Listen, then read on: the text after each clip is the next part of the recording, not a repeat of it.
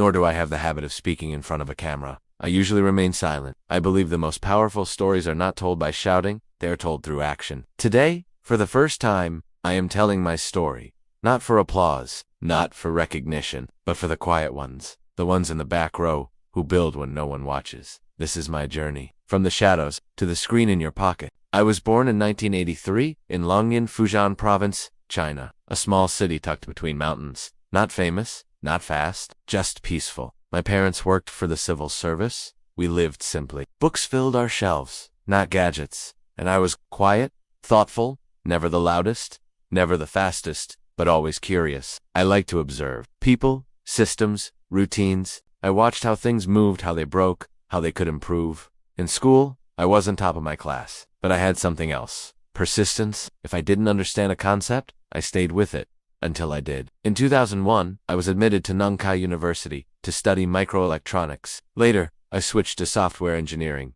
It wasn't a glamorous path. It didn't come with applause, but it gave me what I wanted. A new language to build the invisible. At night, when others were asleep, I was in the lab, fixing bugs, breaking things on purpose, and learning how systems could think. I didn't code for grades. I coded to understand the world. After graduation, I worked at a travel site. My job, back-end systems. Nothing shiny, but I made it better. Then I joined Microsoft China. Everyone expected me to thrive. I didn't. I was frustrated by process, by slowness, by watching ideas get buried under hierarchy, so I left. I joined a startup, and for the first time, I felt alive. I wasn't building a product. I was solving a problem, and it clicked. I wanted to spend my life building things that scale, but feel personal. In 2012, I started thinking about a problem. People are drowning in content, but they don't always find what they truly care about. What if we flipped to that? What if we used AI, not to track attention, but to serve it? Instead of people searching for information, what if information searched for people? That's when I founded Byte. We were just a handful of people in a small Beijing apartment. No investors believed in us. We had no media coverage. We had only a strange idea. A personalized content platform that learns from what you read and delivers what matters to you. We called it Toutiao Headlines. The first year was slow. Users didn't understand it. Some called it creepy. Others called it spam. But we listened. We iterated. We didn't sleep.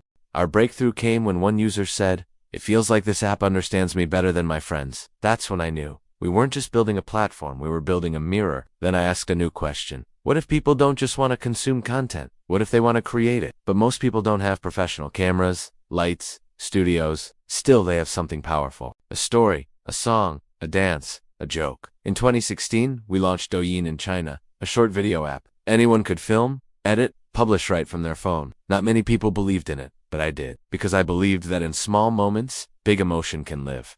We refined the algorithm. We kept the interface clean. We obsessed over music, speed, filters, UX. Within a year, China fell in love. Then we made the boldest decision of all. We launched TikTok internationally. Everyone said it would fail. Western users won't adopt a Chinese app. Facebook and Instagram already dominate. Short videos are a fad, but we weren't copying anyone. We were building something new, a global stage for personal creativity.